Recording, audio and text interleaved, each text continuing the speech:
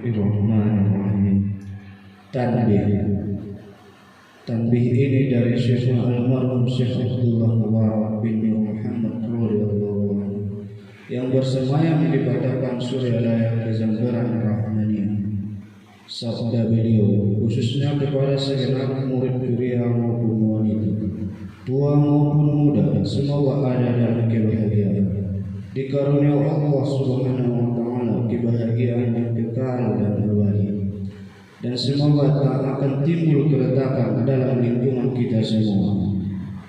Demikian juga semoga pimpinan negara bertambah kemuliaan dan keagungannya, supaya dapat melindungi dan membimbing seluruh rakyat dalam keadaan aman, adil dan makmur, zahir maupun batin.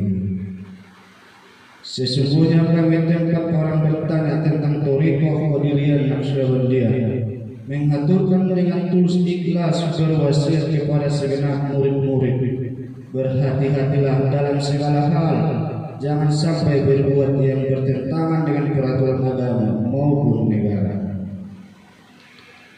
Taatilah kedua itu sepantasnya. Demikianlah sikap manusia yang tetap dalam keimanan, tegasnya dalam mewujudkan kerelaan terhadap agama dan negara, dalam kehadiran ilahi yang membuktikan perintah agama dan negara. Insafilah hai murid-murid sekalian, janganlah terpaut oleh bujukan nafsu, terpengaruh oleh godaan syaitan. Waspadalah akan jalan penyelewengan terhadap perintah agama maupun negara, agar dapat meneliti diri supaya tidak tertarik oleh bisikan iblis yang selalu menyelinap dalam hati sanubari kita. Lebih baik putihkanlah kebajikan yang timbul dari kesucian. Pertama, terhadap orang-orang yang lebih tinggi daripada kita, baik zahir maupun batin, harus kita hormati. Begitulah seharusnya hidup rukun dan saling menghargai. Kedua, terhadap sesama yang sederajat dengan kita dalam segala-galanya, jangan sampai terjadi persengketaan. Sebaliknya harus bersikap rendah hati, bergotong royong dalam melaksanakan perintah agama maupun negara. Jangan sampai terjadi perselisihan dan persengketaan, agar kita tidak terkena firman Allah Azza-Wal Alim yang berarti duka nestapa selama-lamanya dari dunia sampai akhirat. Badan payah hati susah. Ketiga, terhadap orang-orang yang keadaannya di bawah kita, janganlah menghinanya atau berbuat tidak senonoh.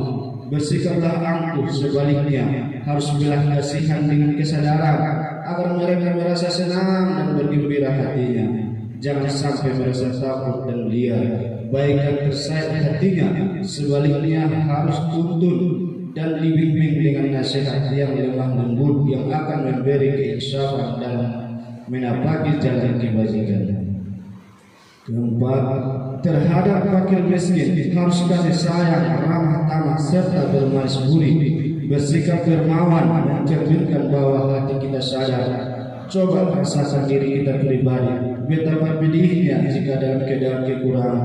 Oleh karena itu, janganlah acuh tak acuh, hanya diri sendirilah yang senang. Karena mereka jadi fakir miskin itu bukan kehendak sendiri, namun itulah ketentuan Tuhan. Demikianlah semestinya sikap manusia yang penuh kesadaran, meskipun terhadap orang asing, karena mereka itu masih keturunan Nabi Adam alaihissalam.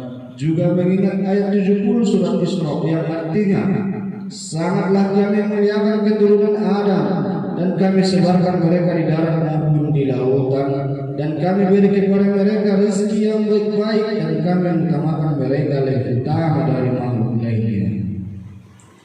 Kesimpulan dari ayat ini bahwa kita sekalian seharusnya saling harga menghargai, jangan timbul kekecewaan. Mengingat surat Al-Maidah ayat 2 yang mafhumnya, hendaklah tolong menolong dengan sesama dalam melaksanakan kebajikan dan ketakwaan dengan sungguh-sungguh terhadap agama maupun negara.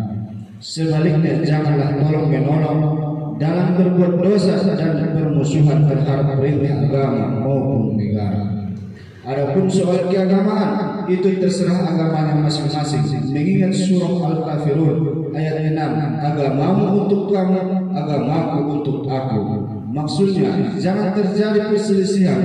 Wajiblah kita hidup rukun dan damai, saling harga menghargai, tetapi janganlah sekali-kali ikut campur. Cobalah renungkan pepatah leluhur kita, sina lohor dina liang jauh, ulah seret di buana. Hendaklah kita bersikap budiman, tertib dan damai. Andaikan tidak demikian, pasti sesal dahulu pendapatan sesal kemudian tak berguna.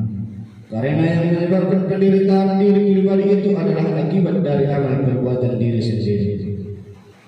Dalam surat An-Nahl ayat 112 diterangkan bahwa Tuhan Yang Maha Esa telah memberikan contoh, yakni tempat maupun kampung, desa maupun negara yang dahulunya aman dan tentram, gemah ripah loh jinawi.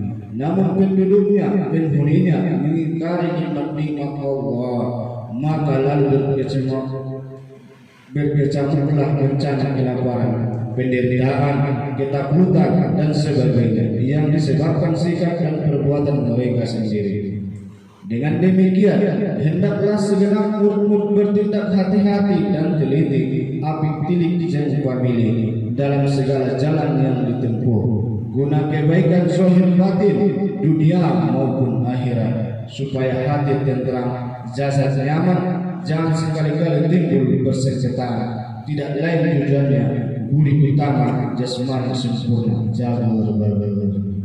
Tiada lain amalan kita, thariqah qadiriyah naqsyabandiyah. Amalkan dengan sungguh-sungguh guna meraih segala kebaikan zahir batin, menjauhi segala kejahatan zahir batin yang bertalian dengan jasmani maupun rohani, yang selalu diselimuti bujukan nafsu digoda oleh perdaya setan. Wasiat ini mesti dilaksanakan dengan seksama oleh segenap murid-murid supaya bisa mencapai keselamatan dunia dan akhirat. Patapan Surya 13 Februari 1956. Wasiat ini disampaikan kepada segenap ahli-ahli Kiai Haji Sohibul Tazul Arifin.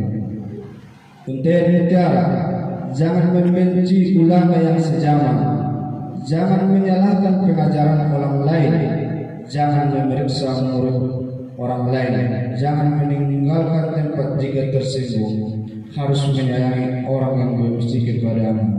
Pangarsa guru almarhum Kiai Haji Ahmad Sohibul Wafa Tazul Arifin. Al-Fatihah. Bismillahirrahmanirrahim. Alhamdulillahirabbil alamin arrahmanir rahim maliki yaumiddin. Iyyaka na'budu wa iyyaka nasta'in ihdinas siratal mustaqim. Shiratal ladzina an'amta 'alaihim ghairil maghdubi 'alaihim waladdallin. Amin. Assalamualaikum warahmatullahi wabarakatuh.